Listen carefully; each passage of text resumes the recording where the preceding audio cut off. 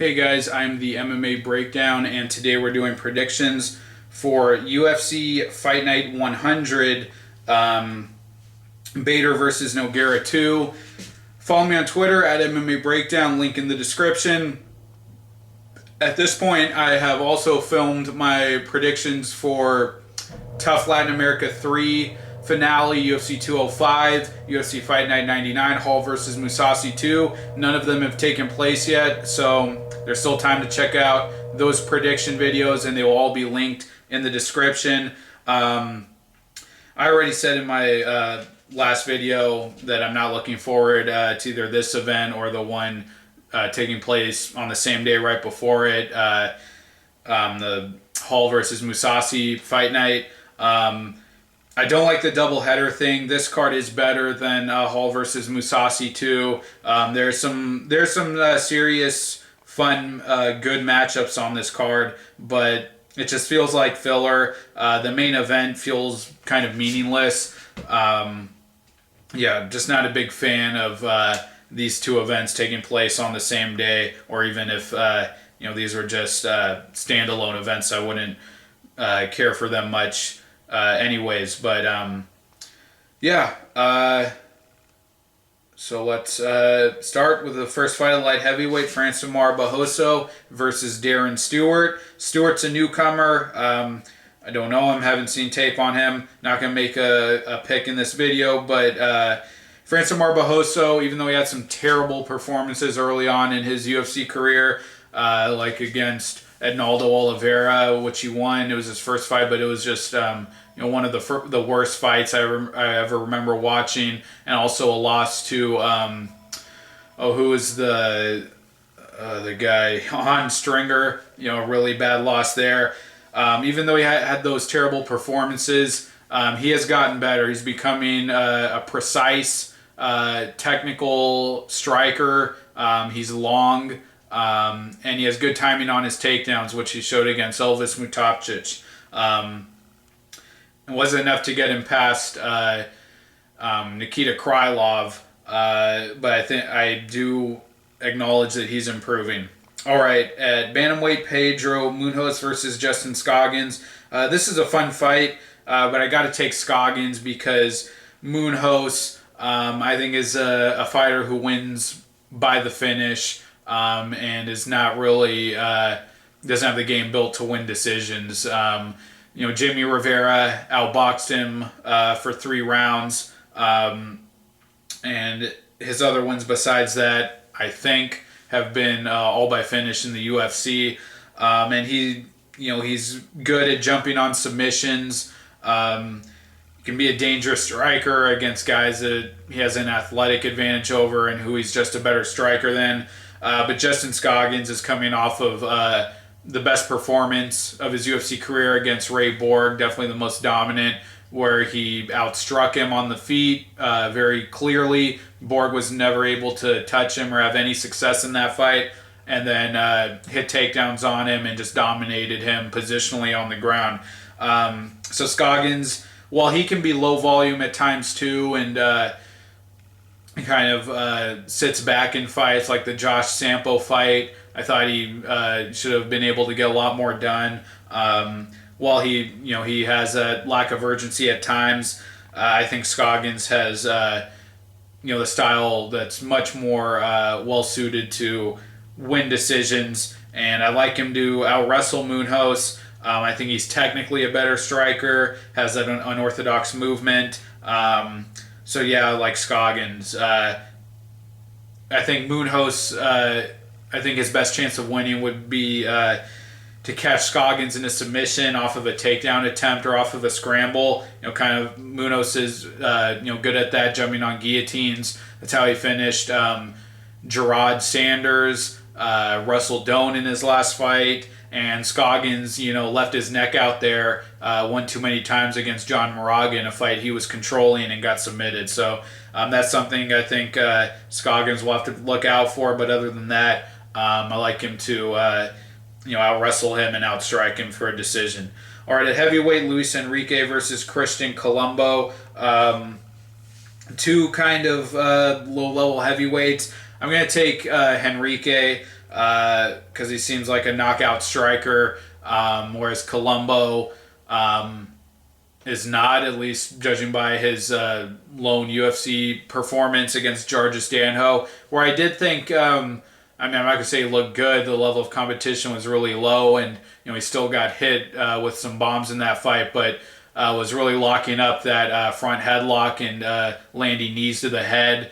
And I tweeted out after that fight, if it was 2017, Danho would have been a dead man because they're going to change that rule about hand on the ground, and he was even had a point taken away for landing an illegal knee because of that. But he was just landing those knees over and over, and seemed to really control Danho and should have won that fight if it wasn't for the point deduction. But he was still hit with some big shots. I think dropped in that fight as well.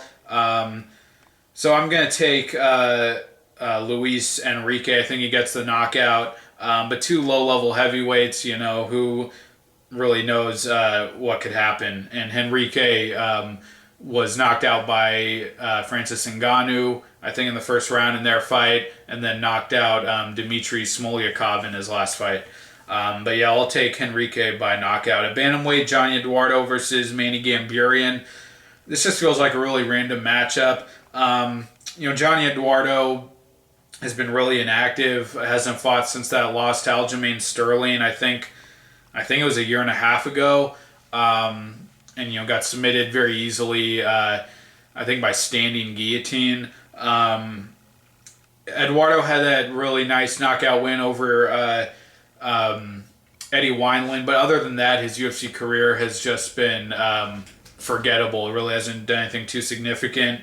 I'm going to take Gamburyan here, even though he has not looked good, for a long time now. But he's still been in there with gritty guys and is at least in the fight, surviving, even though if he's not really getting much done, like against Nick Lentz. Had the win over Scott Jorgensen, which, doesn't mean much, but, at least a tough veteran.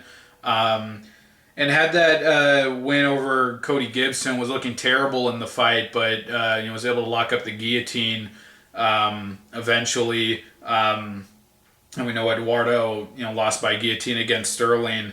Eduardo should have the striking advantage. I think, he should be able to keep Gamburyan at bay, but Gamburyan's just so tough and gritty. I think he's going to come forward, throw those big shots, and maybe get a Diego Sanchez style win where he just wins based on aggression and volume. Also, survived against Cole Miller. Should have been finished in that fight by the elbow strike, but the ref messed up and he went on to win the decision. Oh yeah, and then he got destroyed by John Dodson. I forgot about that in his last fight. So yeah, Gamburyan's an old guy, 35. He's at an athletic disadvantage, but I think he's just a little tougher than Eduardo and is more aggressive, more active with his offense. So I'm going to take Gamburyan to win a decision. At light heavyweight, Marcos Rogerio de Lima versus newcomer Gadzhi Murad Antigulov. So I'm not going to make a pick. Rogerio de Lima is a decent heavyweight. He's a real big, heavily muscled, physical guy. He's a bruiser. Has big one-punch knockout power. Has gotten a couple knockouts over, Rick Mahea, his castmate from Tough Brazil 3. Also, Igor Pokrayet. So not a high level of competition. Clint Hester as well had a really dominant win over him, where he submitted him. But his fight against Nikita Krylov showed a low fight IQ. He got caught up in the brawl, tried to submit Krylov with a guillotine, almost had it, but then ended up getting submitted himself after that. So I think kind of a green fighter with big power, but probably not very well-rounded. And, he showed the ground game against Hester, but, probably not a guy who's going to make great in-fight decisions.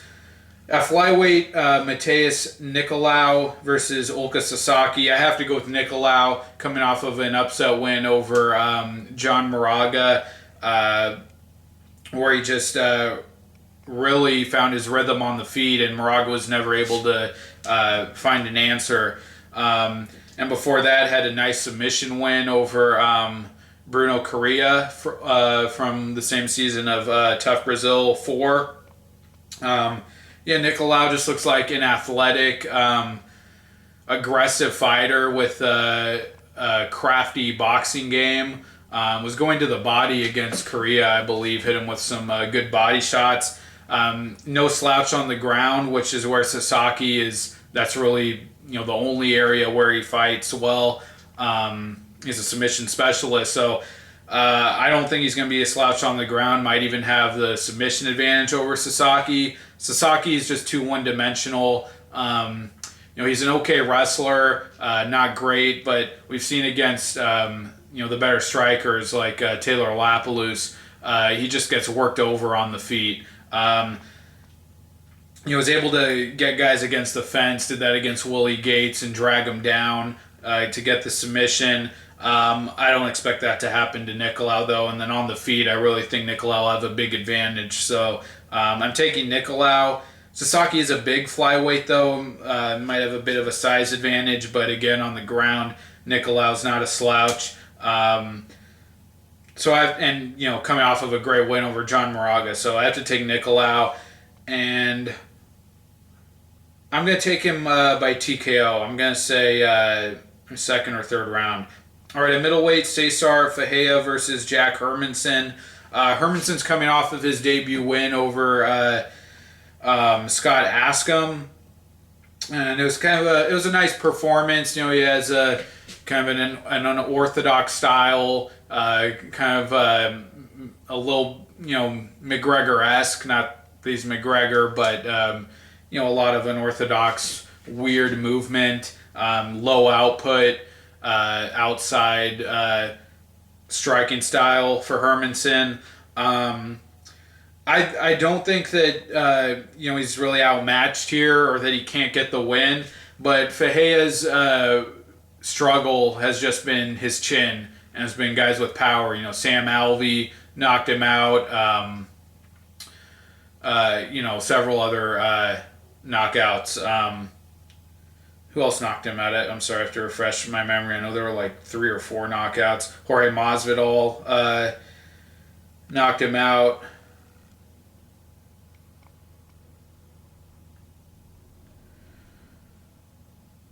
The CB Dalloway knockout. Yeah. That's been his struggle, and I don't know that Hermansson's style, I don't know that he's a dangerous power striker. I think the movement could be something new for Ferreira, who is really kind of laid back in his fights and doesn't come forward only when there's an opportunity to hit the takedown, and that might open things up on the feet for Hermansson. But Ferreira seemed to really be cautious in his last couple of fights, not let his hands go. He kind of has that Overeem thing going where he's really not throwing anything on the feet and just waiting to time the takedown, and he was able to survive against more aggressive, more dangerous guys like Oluwale Bamboshe. So I think he survives against Hermansson. I think he hits those takedowns. He does have good timing on his takedowns. Got wins over Bamboshe and Anthony Smith in his last 2 fights because of the takedown. So it has the experience over Hermansson too. I think he wins the decision. But his chin is terrible, so I'm not going to rule out a win by Hermansson. I think it would probably be worth a bet. But yeah, I'll take Ferreira to win a decision. All right, at welterweight, Sergio Moraes versus Zach Ottow. Another weird fight. There are a lot of these kind of random, weird style matchups on this card. I feel like taking Zach Ottow here because Moraes, the more I look at his resume, his submission wins, while he's a really good submission win, other than a win over Neil Magny when Magny was just coming into the UFC. His wins have been over terrible competition who aren't even in the UFC anymore. Hane Forch and I think there was maybe someone else he submitted, but anyways, his submission wins have been over low level of competition. His last two fights, Mikel Lebu and Lewin Chagas, were just, and also Omari Agmedov, did not look great in any of those fights. Against Mikel Lebu, it was a really kind of shitty back and forth striking match where neither guy really gained an advantage. Omari Agmedov was handling him on the feet. Was clearly winning that fight, and it was just up until the last seconds of that fight where Moraes came forward. I think landed a flying knee or landed a knee that put out Akhmedov. That he won that fight, and then his last fight against Chagas, won most of the scrambles, but Chagas nailed him with I think a head kick in that fight.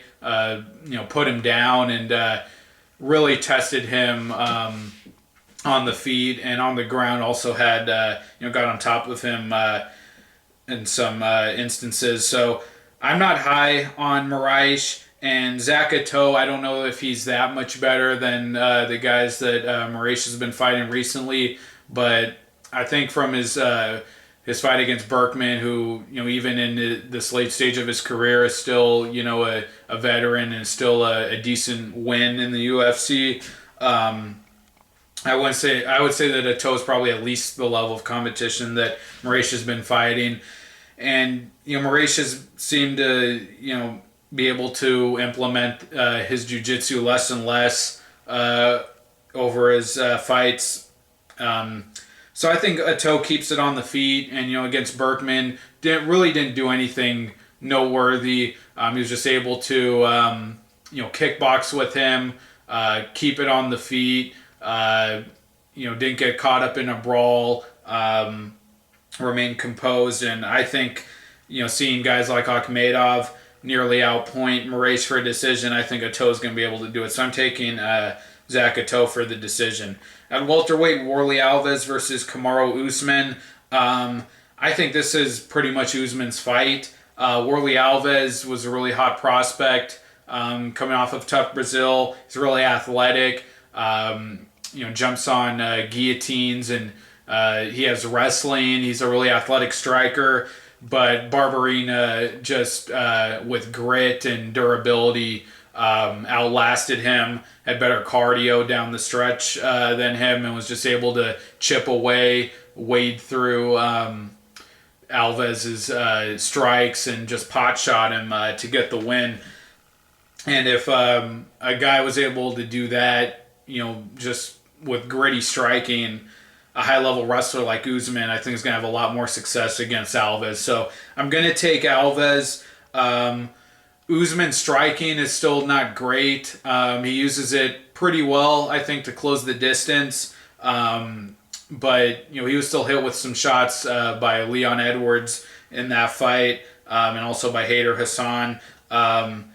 But his wrestling is really good. Maybe one of the better technical wrestlers in all of the UFC. Has good control on the ground.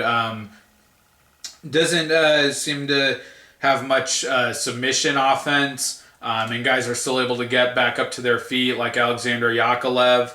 And Warlley Alves is a good athlete, but seeing him fade against Barberena, I cannot take him here against Usman. I think Usman grinds him out with another wrestle heavy performance. All right, at middleweight, Thales Leites versus Krzysztof Jotko. Another just strange matchup. I think Leites is the safer pick. Has fought the better guys. That's very obvious. Has been there with Bisping and Boch, and I don't know that Kamozi's a better guy than Jotko, but you get the idea. I'm gonna take Leites in this fight. In that Kamozi fight, really did a good job of implementing his grappling, which we hadn't seen from him in a bit. Took his back standing and eventually got the rear naked. And Leites is a solid grappler. We've seen him control guys like Ed Herman in the UFC, submitted Tim Boach. On the feet, he's a decent combination striker, has power in his combinations, but is still hittable, not really that good of a defensive fighter. I mean, Boach cracked this guy with some hard shots. Bisping was able to connect on him a lot. But even that Bisping fight, every time Leites came forward, it looked like Bisping's head was just flopping around all over the place. His eyes rolling around, looking like he was about to get knocked out. So I think Leites should have the better striking game that will win a decision that he'll be able to use to drive Jotko back and start working his clinch and takedown game. But Jotko has deceptive power. We saw it against Tamden McCrory. He can also, win a decision. I don't think as, solidly as Leites' game is built to win decisions, but, win a decision against Scott Askham and also Brad Scott. Leites should be better than those guys. So I'm going to take Leites to win a decision, use his grappling, probably win in the clinch and just kind of make it a slog. Maybe outland Jotko, but Jotko has that power and Leites can be hit, so I think there is a chance that Jotko might put out Leites in this fight. And also Jotko in his UFC debut against Bruno Santos was just held up against the fence and Bruno was in on his legs that entire fight. Didn't get the takedown, but Leites, I say that because I think Leites should have that advantage as well. And if Santos was able to do that, I think Leites being a really good grappler could have a lot of success there. So I'm going to take Leites for a decision, but I think there's a slight chance Jotko knocks him out. All right, women's strawweight, Claudia Gadelha versus Courtney Casey. This is a fun fight. Big step up for Casey. She's really been impressive over her last couple of fights, but I think it's just too big a step up. Gadelha's championship level, really had a good game plan going into Jędrzejczyk, didn't have the gas to keep it up for 5 rounds, but those first 2 rounds pretty much dominated Jędrzejczyk, both on the feet and on the ground. And Casey she's really aggressive on the feet, really scrappy, and on the ground, that armbar against Randa Marcos came out of nowhere. I did not expect that against a solid wrestler like Marcos too, and just hit it beautifully. So I'm really impressed with Casey. In her first couple fights against Calderwood and COE Ham, she gets off to a good start and then fades. But her win over Marcos and her very dominant win over Christina Stanciu, I think shows that she's really developing, really putting her game together, and she's very dangerous. But Gadelha is really solid. Is a championship level fighter. Maybe fades down the stretch, but so does Casey. And I just think overall she's a more skilled striker, and she has the wrestling and grappling advantage. So I'm going to go with Gadelha. I'm going to say she wins a decision against Casey because Gadelha doesn't even have a finish in the UFC, I don't think, yet. So, I'm going to take Gadelha by decision. All right, the co-main event at bantamweight, Thomas Almeida versus Albert Moraes. Total setup fight for Almeida to get a big win after that Garbrandt loss, which was really surprising. I picked Almeida to win that fight. But Albert Moraes fought to a draw against Alejandro Perez and made Perez look a lot worse than he had in his couple fights before that. Seemed to be an aggressive fighter and was able to push a high pace on the feet and seemed to kind of have an advantage striking over Perez. But Almeida's a huge step up from that. Almeida's a really fluid, dangerous striker, athletic, hit that flying knee, knockout on Brad Pickett. And I just think, for Morales, was barely able to compete with Perez, and seems to be a brawler. Not many guys can brawl with Almeida, so I'm going to take Almeida to get a TKO here. I'm going to say first round. All right, at light heavyweight, Ryan Bader versus Antonio Rogerio Nogueira. Random weird rematch. I don't know why it's happening now. I'm going to take Bader because I don't really think anything's changed since that first fight. Other than Bader's gotten a lot more technical, really tightened up his striking game.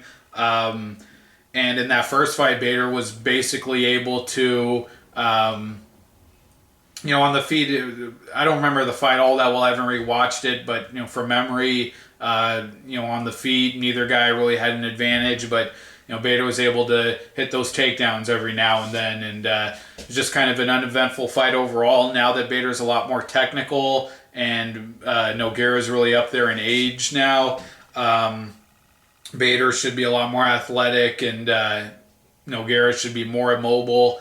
I think Bader, with his technical striking, will be defensive, will be able to not get caught by the power of Nogueira, just keep him on the outside, and be able to hit takedowns throughout the fight.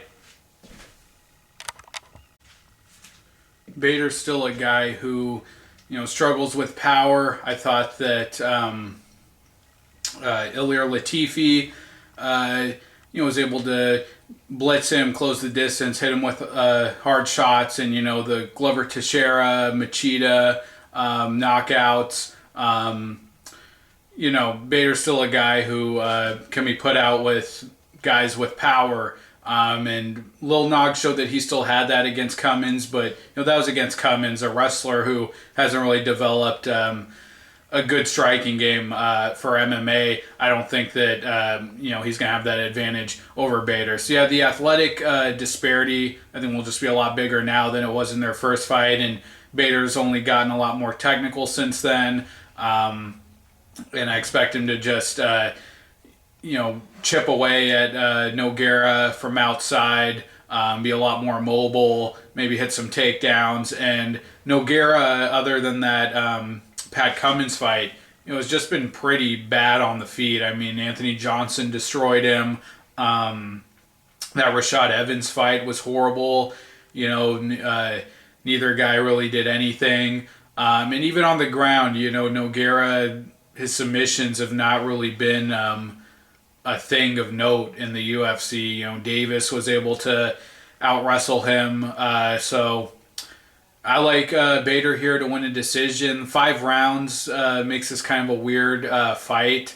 I think Bader will just win a decision. I would expect him to have the better cardio. But as the fight goes on, I think that's more of a chance for Nogueira to land a hard shot. I'm going to take Bader for a decision, but weird fight, and Nogueira still has power, so that's a thing for Bader to watch out for.